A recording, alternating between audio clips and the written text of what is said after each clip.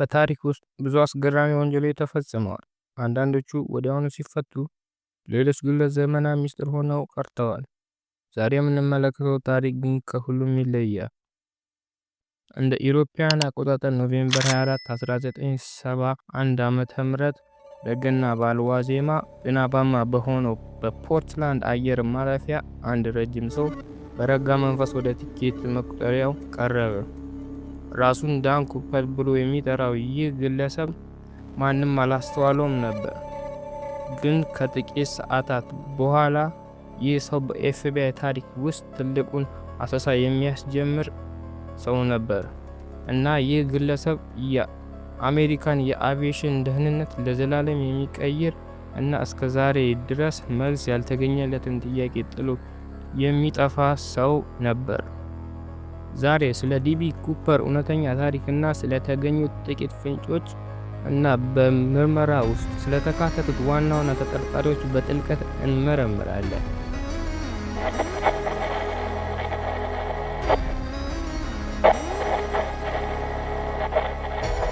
በረራ ቁጥር 305 ከፖርትላንድ ተነስቶ ወደ ሲያትል እያመራ ነበር። ኩፐር መቀመጫ 18 ሲ ላይ ተቀመጠ። ውስኪውን አዞ ሲጋራው ለኩሶ ለበረራ አስተናጋጇ ፍሎረንስ ዣብነር ማስታወሻ ሰጣት። እሷም ስልክ ቁጥሩን የሰጣት መስሏት ቦርሳዋ ውስጥ ከተተች። ኩፐር ግን ቀረብ ብሎ ማስታወሻውን እዩ አላት። ቦርሳውንም ከፍቶ ቦምብ አሳያት። ጥያቄው ግልጽ ነበር። $200,000 በካሽ እና 4 ፓራሹቶችን ነበር የጠየቀው። አውሮፕላኑ ሲያትል ሲያርፍ ተሳፋሪዎቹን በሰላም አወረዳቸው። ኩፐር የጠየቀውን ገንዘብ እና ፓራሹት ተቀብሎ አውሮፕላኑ ነዳጅ ከሞላ በኋላ እንደገና ወደ ሰማይ በረረ። ኩፐር አብራሪዎቹ ወደ ሜክሲኮ ሲቲ እንዲበሩ አዘዛቸው። እናም ቀስ ብለው በዝግታ እንዲያበሩ ነገራቸው። ከምሽቱ 8:13 ላይ በዋሽንግተን ደቡባዊ ክፍል አብራሪዎቹ የአየር ግፊት ለውጥ አስተዋሉ። የኋላኛው በር ተከፍቶ ነበር። ኩፐር በበረዶማው ዝናብ እና በከባድ ነፋስ ውስጥ 21 ኪሎ የሚመዝን ገንዘብ በወገቡ አስሮ ወደ ጨለማው ዘለለ።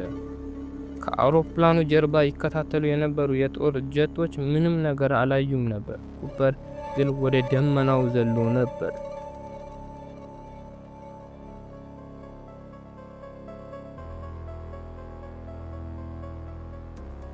በሚቀጥሉት ወራት በሺዎች የሚቆጠሩ ወታደሮችና መርማሪዎች የዋሽንግተን ጫካን አሰሱ። ነገር ግን ምንም አይነት ፍንጭ ሊያገኙ አልቻሉም። ከ9 ዓመት በኋላ ግን በ1980 ቲናባር በተባለ የወንዝ ዳርቻ ላይ የ8 ዓመቱ ብሪያን ኢንግራም $5,800 በአሸዋ ውስጥ አገኘ።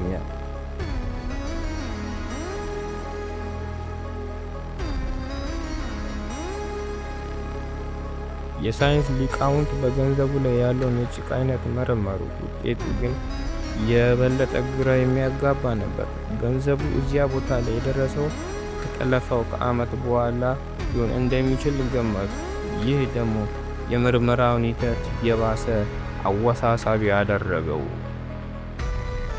በመጨረሻም የኤፍቢአይ ፖሊሶች ምንም አይነት ፍንጭ አለማግኘታቸውን ተከትሎ በሀገሪቱ ውስጥ የሚገኙ ዳን ኩፐር በሚል መጠሪያ ስም የሚጠሩ ሰዎችን መመርመር ጀመሩ።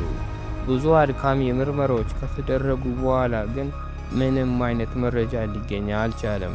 በዚህም ምክንያት ሌሎች ዳን ኩፐር ሊሆኑ ይችላሉ የሚባሉ ተጠርጣሪዎችን የኤፍቢአይ ፖሊሶች መመርመር ጀመሩ።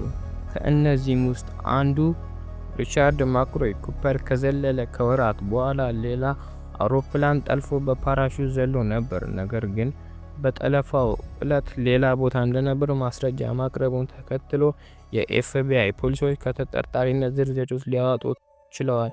ሌላኛው ተጠርጣሪ ደግሞ ሽሪዳን ፓተርሰን የሚባል ሲሆን የቀድሞ የሰራዊት አባልና በጣም ጎበዝ ፓራሹቲስት ነበር። ፊቱ ከስዕሉ ጋር በጣም የሚመሳሰል ሲሆን ይህ ደግሞ ዋነኛው ተጠርጣሪ እሱ እንዲሆን አድርገዋል።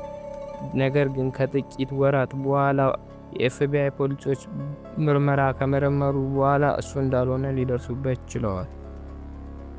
ሌላኛው ተጠርጣሪ ደግሞ ሮበርት ራክስትሮ ሲሆን የሲአይኤ ወኪል ነበር ተብሎ ይጠረጠራል። በሕይወት እያለም እኔ ነኝ የሚል ፍንጭ ይሰጥ ነበር።